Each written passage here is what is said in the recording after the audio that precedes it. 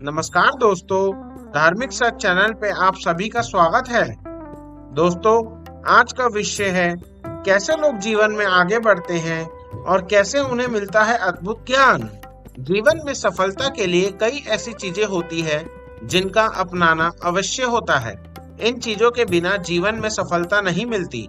जब तक आप अपने आप से या दूसरों से सवाल नहीं पूछते, तब तक आपको सफलता नहीं मिलती, क्योंकि सफलता पाने के लिए सवाल पूछना अवश्य होता है।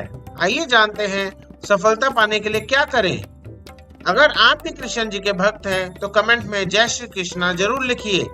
एक बार की बात है दोस्तों, जेतवन में गौतम बुद्ध लोगों से बातचीत कर रहे थे। हल्की फुल्की ज्ञानवर्धक बातें हो रही थी, हंसी मजाक का माहौल था।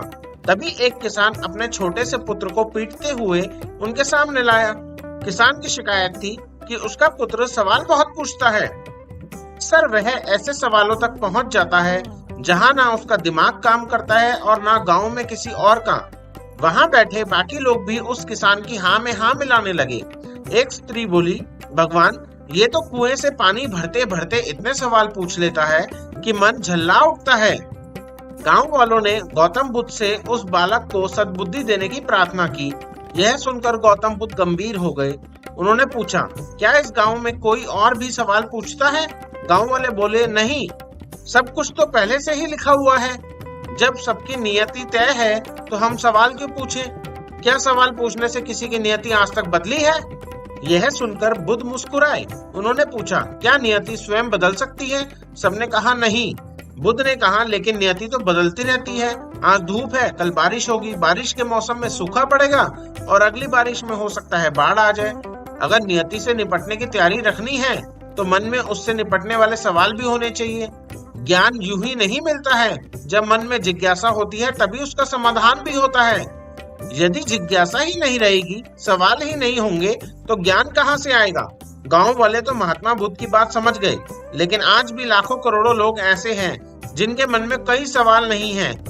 वे रोज सुबह उठते हैं, नहा धोकर नाश्ता करते हैं, काम पर जाते हैं और काम से लौटकर सीधे घर आते हैं।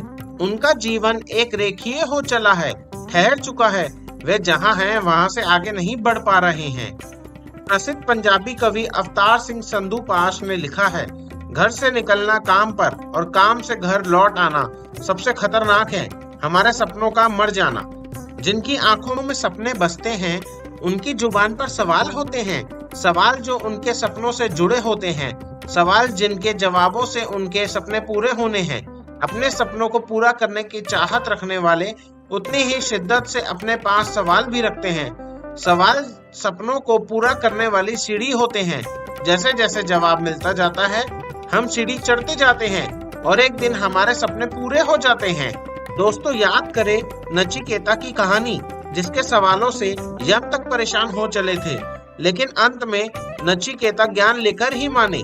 ज्ञान उनका सपना था जो उनके सवालों ने पूरा किया। ध्यातम जवाबों से ज्यादा सवालों वाली राह है।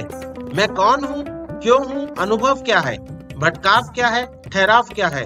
ये सब अध्यात्म के आधारभूत सवाल है, जिनका जवाब जाने बगैर अध्यात्म की राह पर आप एक कदम भी आगे नहीं बढ़ सकते। इनके जवाब की राह भी आसान नहीं है, इसीलिए बहुत सारे लोग इसे तपस्या भी कहते हैं। यह तपस्या तभी पूरी होगी जब सवाल होंगे, क्योंकि जब सवाल होंगे जवाब भी तभी होगा, ज्ञान भी तभी मिलेगा। तो दोस्तों, जब भी आपके मन में कोई सवाल आए तो तुरंत अपने आसपास के लोगों से वो सवाल पूछना चाहिए। ज्यादा सवाल मतलब ज्यादा ज्ञान। उम्मीद करते हैं आज की प्रस्तुति आपको पसंद आई होगी, और पसंद आई हो तो ये वीडियो अपने जानने वालों को शेयर जरूर कीजिएगा और चैनल को सब्सक्राइब करना ना भूलें। वीडियो को अंत तक देखने के लिए बहुत बहुत धन्यवाद।